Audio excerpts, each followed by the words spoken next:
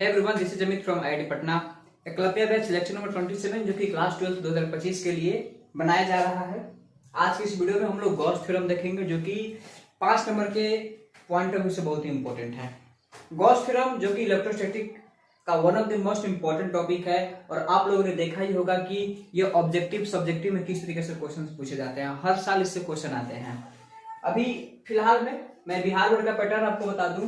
Class 12 का जो physics है इसमें गॉस थ्योरम से 2017 में क्वेश्चन पूछा गया था। 5 नंबर की मैं बात कर रहा हूँ। 2018 में पूछा गया, 20 में पूछा गया, 21 में, 22 में, 23 में लगातार यहाँ पे क्वेश्चन पूछे जा रहे हैं। मैं प्रीवियस 5 साल की बात कर रहा हूँ। देखिए 17, 18, 12, 19 नहीं पूछा, 20, 21, 22, 23 में भी पूछा गया था गॉस थ्योरम। अब की बार 24 नहीं पूछा, तो ज्यादा उम्मीद रखिए कि आपको 25 में गॉस थ्योरम पूछेगा। तो ये बोर्ड एग्जाम क्लास 12 2025 को हम लोग टारगेट करेंगे। और अगर आप पेन और पेपर नहीं लिए हैं तो आप लेकर के बैठ जाइए, क्योंकि ये वीडियो आपके लिए बहुत ही इंपॉर्टेंट साबित होगा। तो पहले तो देखते हैं गॉस थ्योरम का स्टेटमेंट। तो गॉस थ्योरम जो होता है वो इलेक्ट्रोस्टैटिक का एक टॉपिक होता है, जिसमें यहाँ पे एक सतह होता है। तो खैर इस सतह की हम बात करेंगे, वो गोलीय सतह होता है। तो क्या लिखते हैं, किसी बंद पृष्ठ से गुजरने वाला वैद्युत फ्लक्स उस पृष्ठ पर लगे हुए कुल आवेश का 1/ε0 गुना होता है। ठीक है, किसी बंद पृष्ठ से गुजरने वाला वैद्युत फ्लक्स उस पृष्ठ पर लगे कुल आवेश का 1/ε गुना होता है, और इसी स्टेटमेंट को गॉस का थ्योरम कहते हैं। तो अगर गॉस का थ्योरम आएगा 2 नंबर में तो आपको स्टेटमेंट चिपका करके आ जाना है। अगर ये ऑब्जेक्टिव में पूछेगा तो आपको बोलना है कि यही गॉस का थ्योरम है। ठीक है, देखिए यहां पर एप्सिलॉन का मतलब क्या होता है। एप्सिलॉन जिसका वैल्यू होता है 8.85 into 10⁻⁻12 coulomb square divided by newton meter square. उसके बाद एक और होता है के, जिसका वैल्यू होता है 9 into 10⁹ newton meter square divided by coulomb square. इसको कहा जाता है परमिटिविटी। ठीक है, यानी कि विद्युतशीलता कहते हैं इसको, विद्युतशीलता कहा जाता है। ठीक है, और ये वैक्यूम की बात हो रही है, एयर की बात हो रही है। यहां से एप्सिलॉन का वैल्यू इतना होता है। और चूंकि ये भी आपको पता होगा कि के बराबर 1/4 एप्सिलॉन नॉट होता है, तो आप के का यूज करो या 1/4 एप्सिलॉन नॉट का यूज करो, दोनों बात सेम होता है। तो अब चलिए हम देखते हैं पहले विद्युत फ्लक्स की कहानी। ये विद्युत फ्लक्स क्या होता है।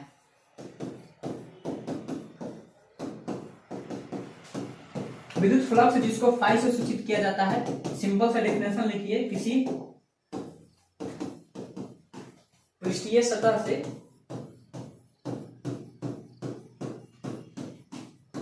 गुजरने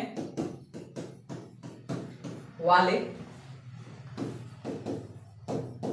कुल विद्युत क्षेत्र रेखाओं की संख्या को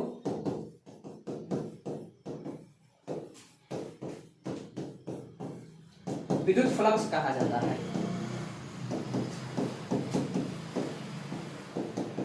ठीक है,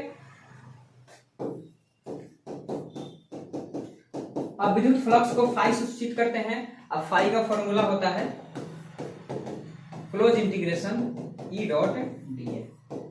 ठीक है, अगर यहाँ पे एरिया अनसिमेट्रिकल हो, मतलब कि रेगुलर एरिया नहीं है, एरिया का वैल्यू कांस्टेंट नहीं दिया हुआ है, तो यहाँ पे इंटीग्रेशन करना पड़ता है। बाकी आप ऐसे भी लिख सकते हैं, फाई बराबर E डॉट A, यानी कि फाई बराबर E cos थीटा। ठीक है, अगर फाई का यूनिट निकालेंगे तो इसका यूनिट हो जाएगा, E का मतलब इलेक्ट्रिक फील्ड जिसका यूनिट होता है न्यूटन बटा कूलम, और A का मतलब होगा एरिया मीटर स्क्वायर, तो न्यूटन मीटर स्क्वायर बटा कूलम। या ये जो फाई होता है इसका यूनिट हम ऐसे भी लिख सकते हैं, इलेक्ट्रिक फील्ड के बदले में लिखेंगे वोल्ट बाई मीटर, और एरिया के बदले में लिखेंगे meter square. Meter meter cancel हो जाएगा, तो यहां से आ जाएगा volt meter. This is the all about electric flux, विद्युतीय फ्लक्स। और चूंकि हमें इसके बारे में ज्यादा नहीं पढ़ना है, हमें तो पढ़ना है गॉस का थ्योरम पढ़ना है। तो गॉस का थ्योरम समझने के लिए तो विद्युत फ्लक्स समझना ही होगा। तो विद्युत फ्लक्स अगर आएगा तो इतना आप कर लीजिएगा, क्लोज इंटीग्रेशन, इसको बोलते हैं क्लोज इंटीग्रेशन। ठीक है, सॉरी। अब देखिए, अब इसमें आपको समझना होगा ठोस कोण। ठोस कोण या कि सॉलिड कोण क्या होता है, घन कोण जिसको कहते हैं। अब देखिए, ये ठोस कोण है, सॉलिड एंगल है, जिसका यूनिट होता है स्टेरेडियन। स्टेरेडियन, ठीक है। ये ठोस कोण का फॉर्मूला होता है क्षेत्रफल बटा त्रिज्या का स्क्वायर। ठोस कोण को ओमेगा से सूचित करते हैं, यानी कि ओमेगा का फॉर्मूला हो जाएगा एरिया और डिवाइड बाय रेडियस का स्क्वायर। जैसे कि हमारे पास एक कोण लिया गया है, कोण जैसे कि मान लेते हैं कि यहाँ पे हमने क्या किया, एक स्फेरिकल शेप ले लिया इस प्रकार से। एक मिनट, स्फेरिकल शेप ऐसे लेते हैं, 3D।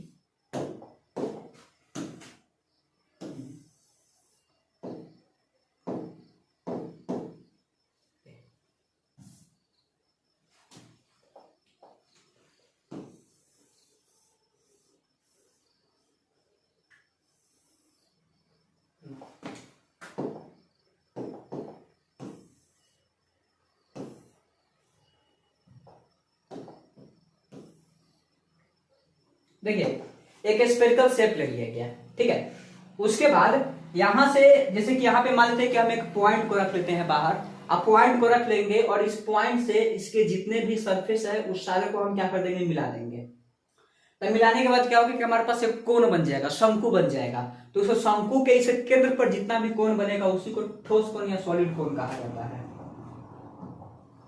जैसे कि देखिए, यहां पर शंकु हो गया और यहां पर जो भी एंगल बनेगा इसको ओमेगा कहा जाएगा, और एक छोटा सा एंगल है, ये छोटा सा एंगल को डी ओमेगा कहा जाएगा, ठीक है।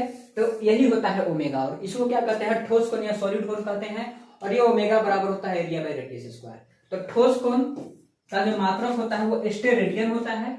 स्टेरेडियन को SR से प्रदर्शित करते हैं, और ठोस कोण भी एक विमाहीन राशि है, ठीक है। मतलब ये जो ठोस कोण है, ये जो ओमेगा होता है, इसके पास कोई यूनिट नहीं होता है, कोई डायमेंशन नहीं होता है, ठीक है। It has no unit and it has no dimensions. ये ठोस कोण का डेफिनेशन हो गया। तो ठोस कोण बराबर एरिया बाई आर स्क्वायर। इसी में एक और चीज आपको समझना है, गोला का ठोस कोण निकालना है, यानी कि गोला का सॉलिड एंगल कितना होता है ये पता करना है। तो चूंकि ओमेगा बराबर फॉर्मूला होता है एरिया डिवाइड बाय रेडियस का स्क्वायर। अब गोला यानी कि स्फीयर, स्फीयर का सरफेस एरिया का फॉर्मूला हो जाएगा 4πr² divided by are square, ठीक है। यहां से आर स्क्वायर कैंसिल, तो गोला के लिए ओमेगा का मान हो जाएगा 4π, ठीक है।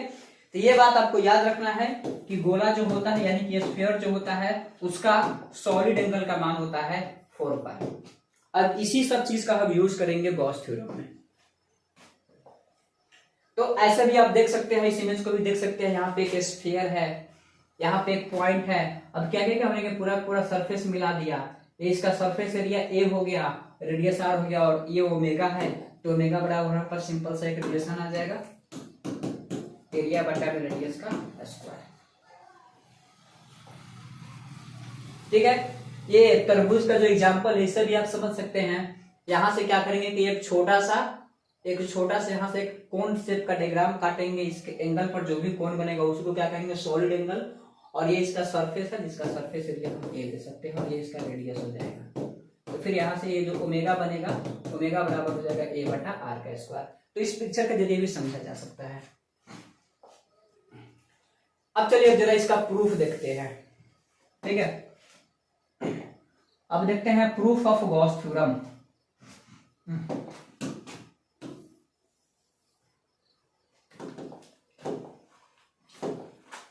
गॉस थ्योरम को हम साबित करके अब दिखाएंगे आपको। देखिए, तो यहां पर एक स्पेसिफिक मैंने डायग्राम बना रखा है। यहाँ पे एक स्पेशल डायग्राम है। यहाँ पे हमारे पास कोई भी एक 3D ऑब्जेक्ट है,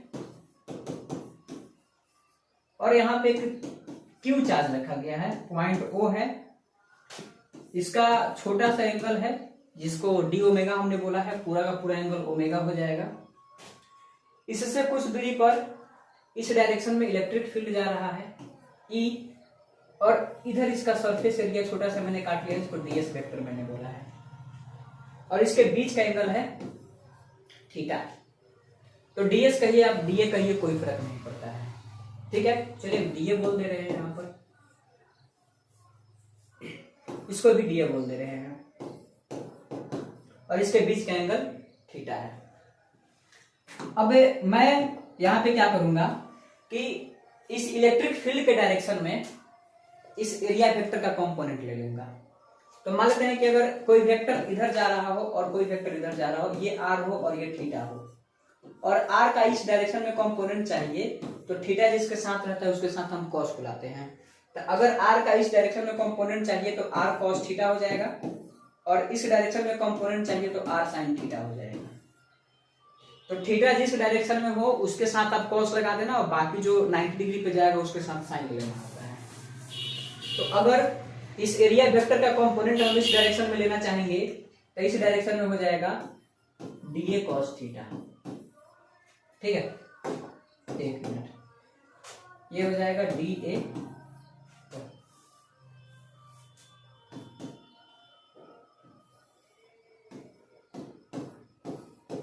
dA cos थीटा, और इसी डायरेक्शन में इलेक्ट्रिक फील्ड भी है, यानी कि इलेक्ट्रिक फील्ड और dA cos थीटा के बीच में एंगल का मान कितना हो जाएगा, 0 हो जाएगा। तो चलिए होप सो आप समझ गए होंगे कि यहाँ पे मैंने क्या किया कि इलेक्ट्रिक फील्ड के डायरेक्शन में dA cos थीटा, इसका एरिया ले लिया, इसका एरिया का कंपोनेंट हमने तोड़ लिया, ठीक।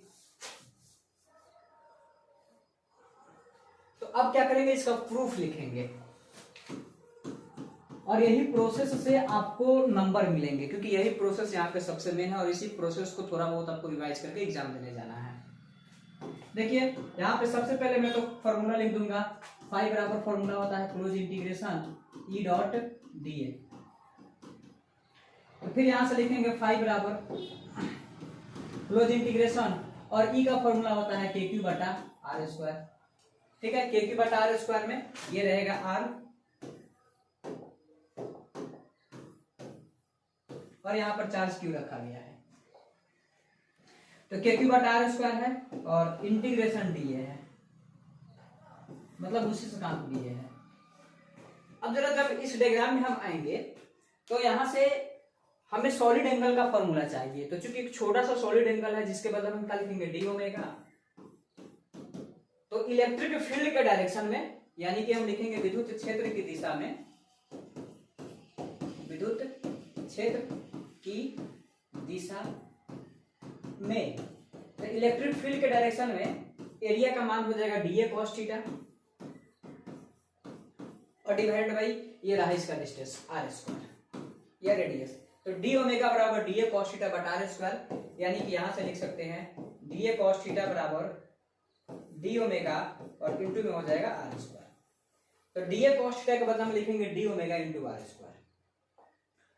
अब यहां से देखिए फाई बराबर KQ बाई R स्क्वायर बाहर निकल जाएगा, इंटीग्रेशन यहां से जो एरिया है, इस एरिया के बदले में यहां से KQ बटा R स्क्वायर और डॉट में dA है, तो KQ बटा R स्क्वायर को हमने बाहर निकाल लिया, और चूंकि A डॉट B फॉर्मूला क्या होता है, AB cos थीटा,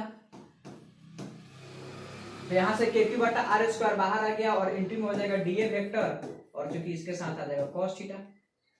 तो यहां से फिर फाई बराबर KQ बटा R स्क्वायर और dA cos थीटा जो लिखा हुआ है, इसे dA cos थीटा के बदले में लिखेंगे R square into d omega. यहाँ पर लिखेंगे R square into d omega. फिर क्या होगा, R स्क्वायर कैंसिल, और इंटीग्रेशन भी है, तो फाई बराबर, और चूंकि KQ कांस्टेंट है तो आ जाएगा बाहर, तो क्लोज इंटीग्रेशन फिर हो जाएगा d ओमेगा। फाई बराबर K के बदले में रखेंगे 1/4 पाई एप्सिलॉन नॉट इंटू में Q, और इंटीग्रेशन d ओमेगा मतलब q ओमेगा, और चूंकि स्फीयर की बात हो तो उसके लिए ओमेगा का मान होता है 4 पाई, तो यहाँ से 4 पाई कैंसिल हो जाएगा, तो फाई बराबर हो जाएगा q बटा एप्सिलॉन नॉट, और यहीं से ये फॉर्मूला प्रूव हो जाता है, ठीक होता है, जिसका प्रूफ बहुत ही इंपॉर्टेंट है, एग्जाम में पूछा जाता है। अब एक क्वेश्चन है कि लेट अस सपोज हमने क्या किया कि एक स्फीयर लिया,